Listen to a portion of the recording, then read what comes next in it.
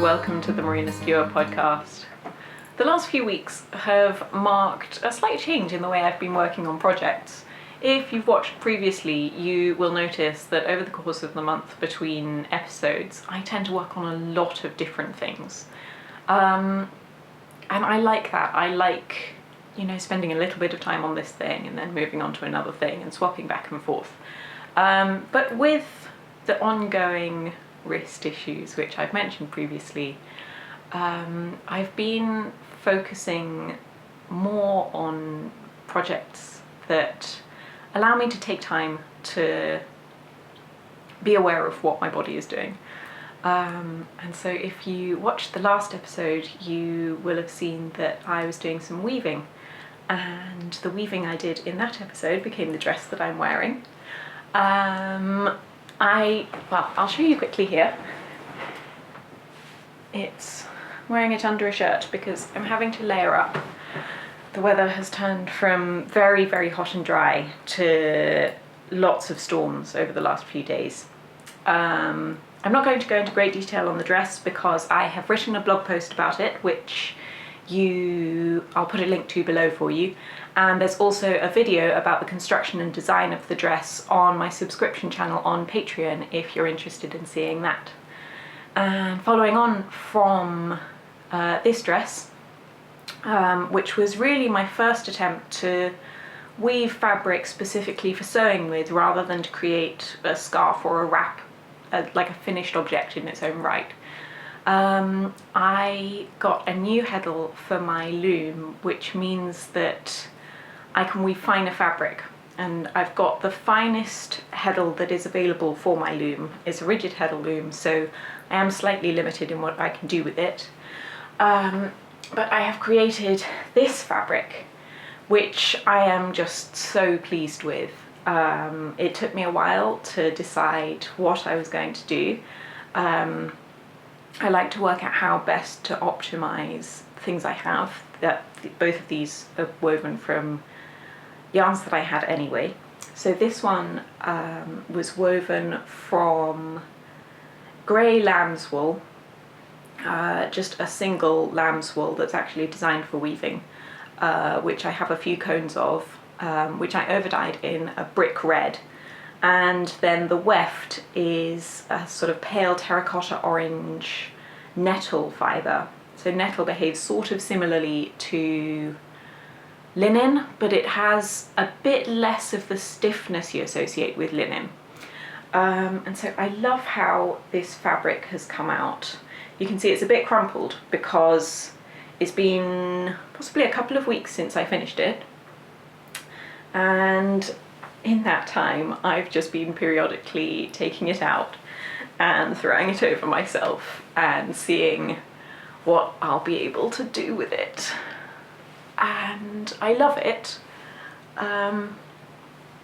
I had intended, I made as much fabric as I could get out of the weft that I had.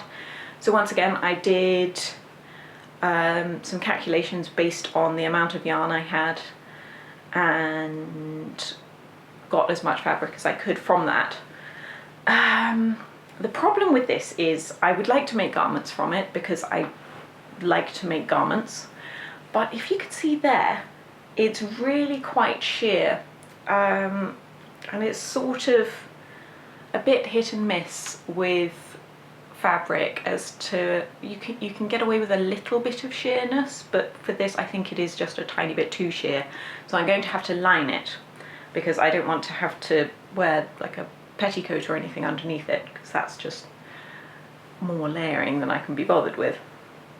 And so I think where I'd like to make a dress, I won't, because the fabric is quite narrow, I won't be able to get much fullness in the skirt if I do a dress. So I think I'm going to make a skirt and split the length of the fabric in 3, and sew those panels side on and pleat it, and then I'll have a sort of mid-calf level skirt, probably with a high waist that I can tuck things into, and I think that'll be a really nice addition to my wardrobe.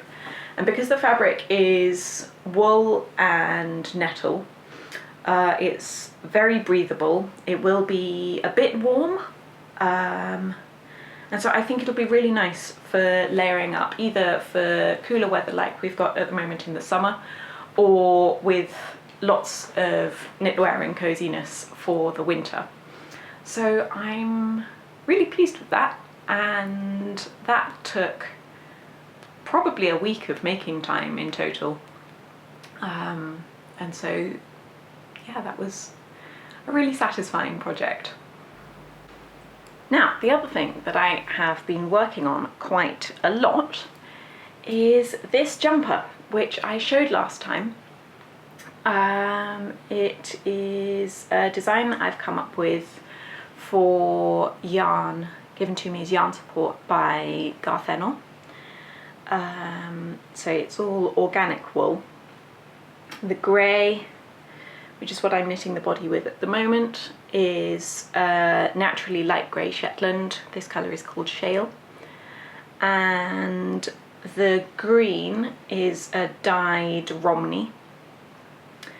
And the yarn is called Pentland, and the colour is called Willow. And I'm really, really pleased with how this is turning out. I mentioned last time that I challenged myself a bit with the colour work to come up with something that is slightly different to my usual knitting style, but very similar to the style I enjoy in art and architecture. It's sort of got a little bit of an Art Nouveau thing going on. It's a lot more organic feeling than the slightly abstract geometric things I usually go for. And so I'm very, very pleased with it. I have probably another few centimetres to go on the body here, and then I'll be doing a little bit of colour work on the hem, and then the hem ribbing will be in the same green as the neckline, and then I'll do the same for the sleeves. So I'll pick up the sleeves again. I'll work them 2 at a time because I always work sleeves 2 at a time. And then I'll do the same little colour work motif around the cuff and do the cuff ribbing again in the green. And so I have made more progress than I expected to on this. I think last time I was about halfway down the yoke, possibly about here. And I have had to be careful with it. I'm able to knit almost as normal now. I am just having to pay attention, and if I feel my wrist hurting, I need to be aware of that and stop. And whereas a couple of weeks ago that would have meant that that was my knitting done for the day, and I would just have to stop and wait until the next day and do stretches and things in the meantime. Now if I take a break for an hour or so, I can go back and do a little more. I'm having to fight my urge to just keep going because I love knitting. I find it relaxing. I do it automatically these days. I've been asked how I knit so much, and it's just because I do it often without thinking about. I just have my knitting, and whether I'm watching something, whether I'm listening to music, whether I'm taking a little lunch break or something, I'll usually be knitting, and having to fight that automatic temptation to be doing something with my hands is difficult. I'm a fidgety person, which is partially why I started knitting in the first place. I'm fidgety and I'm a cold person, and so doing something with my hands that also made me warm kind of made sense to me. But yes, no, despite that, I am pleased with how much I've managed to get through of this jumper. I'm very excited to get towards the end of it so I can wear it, so I can send it out for test knitting. I'm hoping to have it published later this year, probably sometime in autumn. And when I've finished it, I will then start working on some of my other slightly neglected projects, because there are a few things that I would like to get back to, but I'm at the moment focusing on doing things one at a time, and not splitting up my attention too much, just because I would like to get things finished and I don't have infinite time in which to do so. As well as those couple of making projects that have been taking up a fair bit of my time, I've also been doing a bit of dyeing. This is a really good time of year for natural dyeing. The hedgerows and garden are full of amazing plants that you can use to get colour from. And so I've been doing a bit of that. I've been doing a little bit of experimenting, quite small batches often. And so with the small batches, I have been putting together little sets of, that's a horrible order to show them to you in, there we go. I've been putting together these little sets. They're sets of colours that I think work really nicely together. So these three are dyed with cow parsley, and then this one is dyed with quince from my little quince tree in my garden, which we needed to prune. So this is a sort of muted yellow fade. It's quite pretty. If you're into yellow, it's really, really lovely. I don't think it's a set of colours that would necessarily look good on me, but it would work really nicely. I keep wanting to change my mind about what order these two should go in, but you don't have to do them in any particular order. The idea with them is that they would make a nice shawl. I had shawls in mind when I put them together. I'll show you this one as well. It's 200 grams, so each skein is 50 grams, and it's just a way of me putting some colours together that I think would work nicely, because it can be really hard when picking yarn on a computer screen. This is something I've experienced myself, and I have generally quite a good idea of colour. I'm a dyer, and so I tend to have an idea of what I think works nicely together, and yet I still really struggle when looking at separate photos of yarn online and trying to work out which will look good together, because it's hard to tell, like, is that little bit of green there just coming from the lighting conditions, or it's hard to compare separate photos of yarn that you want to use together. And with the natural dyes being really very subtle often, there's a lot of nuance. I mean, this set, you know, you've got a dark sort of golden yellow, a very muted sage green, a sort of peachy beige, and then this one is a very soft pink. And so it's sort of easier with those because they're each a different hue. Whereas with these ones where they're all yellow, if you're trying to compare different photos of them and say, actually these two, they look quite similar in a photo, but next to each other you can see that they're very definitely different. And so the idea with the sets is to just have automatic combinations that kind of work. And I have said before, but possibly not enough, I'm always happy when looking at yarn on the website if you want to see colours next to each other and if they'll actually work together, then send me a message. I will generally be quite happy to take a quick snapshot and email it to you or send you a message on Instagram or something. I'm glad to do that because I really want to help people come up with colour combinations that they're going to be happy with. And especially with there not being shows this year, it's been tricky. And I want to make a nice yarn buying experience for people. And that's why videos and things like this can help, because you get more of an idea of how things fit in with the other things in the background and things like that. So yes, there are quite a few of those sets on the website. Again, I'll put a link for you, and I hope that's something you'll enjoy. There are a couple sold already, and I really hope I get to see what's made with them. But yeah.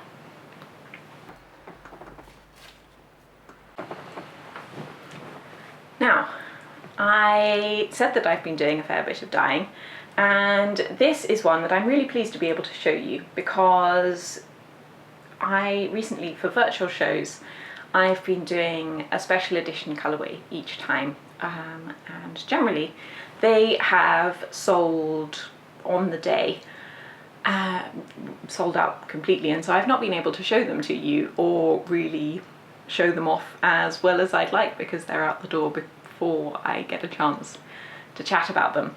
But these ones are one I did for last weekend for an event, which a few sold, but I still have some left.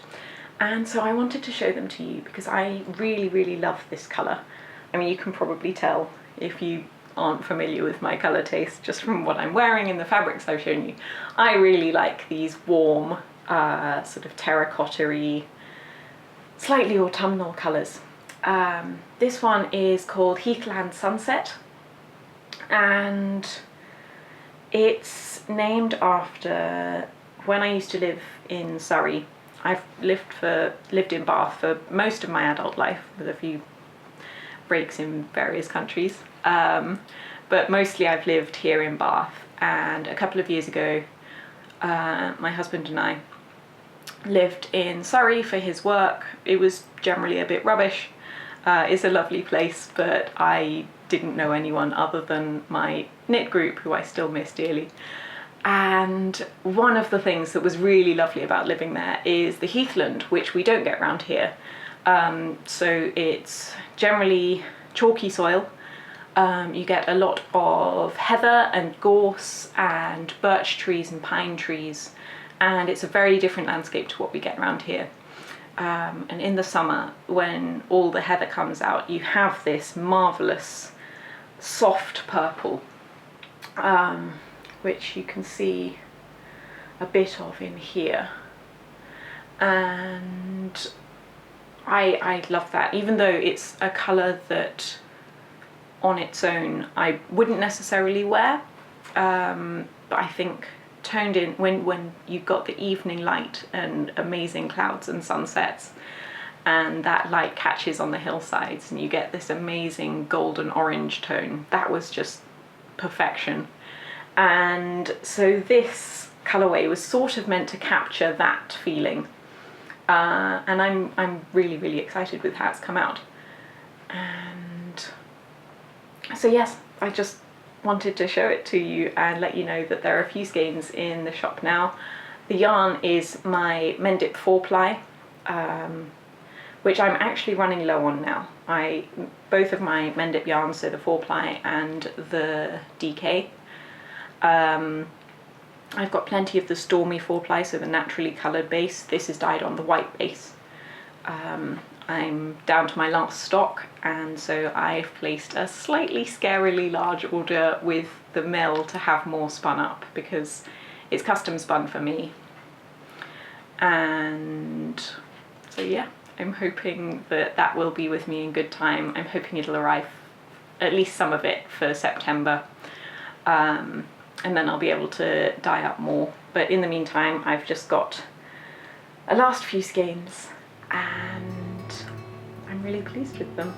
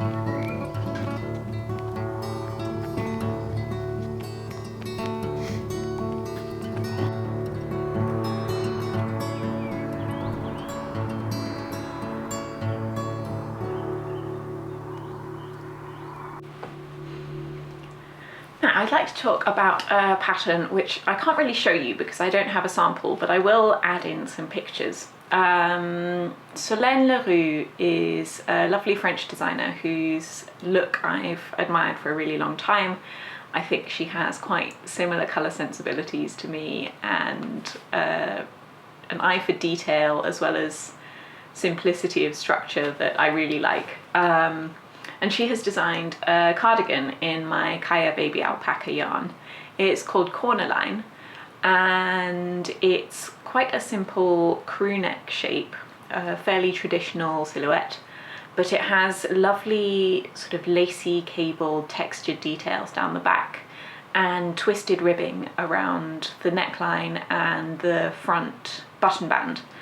And I think those details make it just a really lovely modern twist on a fairly classic shape.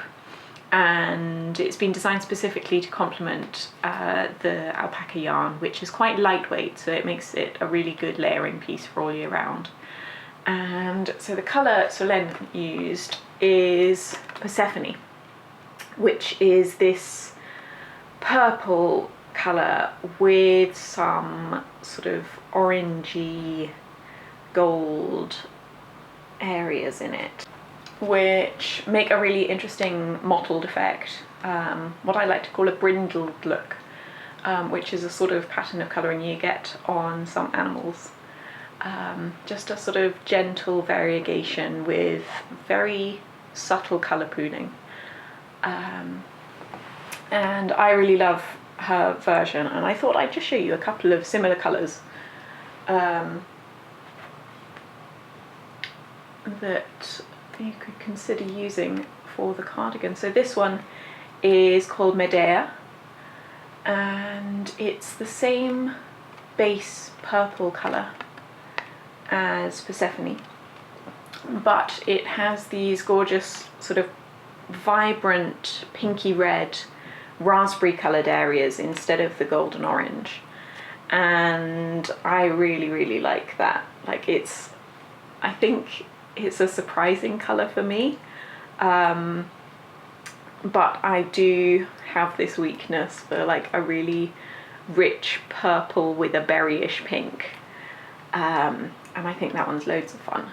And if you wanted to go for just a semi-solid colour rather than the variegated, this purple is a slightly cooler toned purple than the base of this one. It's a very rich sort of royal violet colour, and that one is called Cassandra. And all the colours in the Kaya range are named after women from classical mythology. And Cassandra was blessed with a gift of foresight, but cursed never to be believed by anyone, so she would make accurate predictions about the future, but would never be believed. But yes, I would love to see more versions of that cardigan, and I'm going to post a coupon code down below which will be valid for orders of 4 skeins of Kaya or more. So you need 4 skeins to knit the smallest size. Obviously bigger sizes require a bit more yarn, and the coupon code will be valid for 10% off, and it would be really lovely if you could go and take a look at Solène's pattern as well, and I'll include a link for that one below. Now, there are a couple more things I would like to mention before I take you on a quick tour of my very soggy garden. The first is that I have written a blog post about the characteristics I look for in a potential sock yarn. A lot of the yarns that are marketed specifically for knitting socks from tend to have nylon and superwash processes involved, which I'm not at all into. And there seems to be a general, not an overall trend, but more people are interested in finding natural fibre, non-chemically processed yarns that they can use for socks. And socks are probably the most demanding thing you can make out of your yarn. They need to be really durable. They need washing a lot more frequently than a lot of our other knitwear. And so I've listed out 5 specific characteristics of a yarn that I think will make it suitable for good, durable, long-lasting socks. And it's a topic I'm really interested in and hope to write more about in future. But in the meantime, this one it's got some technical things involved because it involves the sort of construction and the very specific qualities of the fibres that you use. But I hope that I've written it in a way that is fairly accessible if you're not very familiar with those things. So I'll put a link to that down below, and I really hope that will be useful and interesting. And I am planning to hopefully write more blog posts. It's one of those things that I always mean to do more of and often just don't get around to. So if there is something that you've heard me touch upon in the past or think that I might be able to write about, I would love to know what you want to hear about from me, both in the podcast and on the blog, because I make these things for you guys and I would really like to hear what you're interested in. And yes, the second thing, it's my birthday on the weekend, and so I'm going to be doing a sale on my Ravelry shop. I will be doing 31% off all of my patterns for the following week, because so yes, I will put a coupon code for that below. No, I'm changing my mind. I won't do a coupon code. It's going to be a flat out sale that will be starting as of when this podcast goes live. And so if there are any of my patterns that you've had your eye on, now's the time to go for it. And so with that, I'm going to show you some very quick things from the garden. It's not looking as good as it was last month. The end of May was sort of peak garden, but we've got the proper summer things coming out now, and so it's just at the beginning of the new season there. So a lot of the things that were looking glorious during spring have now been cut back, and we've got a lot of things ready to go into the ground. We've just been getting in a lot of the veg that's going to be growing over summer. There's chamomile everywhere. We let it self-seed all over the place and it's been wonderful. These poppies here are infiltrators. I scattered the seed a while ago, a couple of years ago, before we had really any garden to speak of, and not knowing what they were going to be like, and I am not keen on them and they keep cropping up. The Achillea are flowering for the first time. We sowed those from seed last year, and I'm excited for the Coreopsis, which there's quite a lot of, to start flowering. Sunflowers are beginning to do good things, and the sweet peas have just started looking wonderful and they smell amazing. The salad bed is completely out of control. All the rockets flowered as well as the spinach. We've got loads of broad beans. We've been eating those regularly and that's been really nice. The squashes there aren't going to be doing much for a long time. You can see the foxgloves are pretty much all over and those are going to go to seed, and then I'll let them self-sow. More squashes. These are butternuts from a squash that we saved last year. And we've got woad on the left there, some of last year's plants as well as new ones for this year. And our onions are coming along really nicely. I'm so pleased with those. And then we've got corn with an unruly amount of nasturtiums growing amongst them.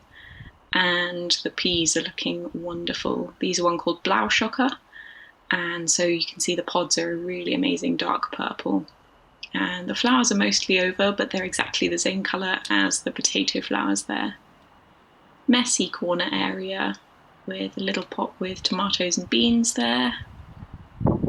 And more tomatoes on this frame, as well as some squashes, but a lot of them have been eaten by slugs, which is really disappointing. Over here we have beetroot. I've put old kale stalks on there to stop the birds tearing at the leaves. And we've just got the first few. We haven't picked any yet, but I'm really excited to be harvesting them because we didn't have much luck with beetroot last year. A couple of squashes there yet to grow into their space. And the grass has taken a bit of a beating over the really dry spring we had. But with the recent storms, it's beginning to do a lot better. I'm looking forward to that buddleia on the right coming out. Coreopsis is the main source of colour in the garden at the moment, and I'm really looking forward to dyeing with that. I'm going to be harvesting quite a bit soon. And this Achillea is my absolute favourite. The mix is one called Summer Berries, but that terracotta in there is just so pretty. And then this area's a bit bare because it was full of these dark, dark purple poppies, which have all gone over now. And I'm leaving that last one there to go to seed. And I'll sprinkle the seeds in the garden for next year. And the nigella are being wonderful. And this is the first time this Gracosmia will flower. It's called Lucifer, and I'm really looking forward to that flash of red. So we're in the June gap, but I'm looking forward to what will hopefully be a sunny week next week, and lots of things that are due to come out. With that, I'd like to thank you for watching this episode. It's always really nice that you choose to spend this time with me, and I hope that you've enjoyed it. If you want to keep up with me between episodes, you can subscribe to my newsletter, where you'll usually get updates on things that are in the shop and usually some helpful hints and tips about knitting as well. And if you'd like bonus videos, you can subscribe to my channel on Patreon. I'll put a link to that below, and it means you get an extra video a month, and the money I get from that helps support the time I spend on this podcast. And otherwise, you can follow me on Instagram, Ravelry, and Facebook, and all of those links are below. And it would be really nice if you enjoyed this podcast to subscribe and recommend it to your friends, because that just means that there will be more people to enjoy it. And so until next time, bye bye.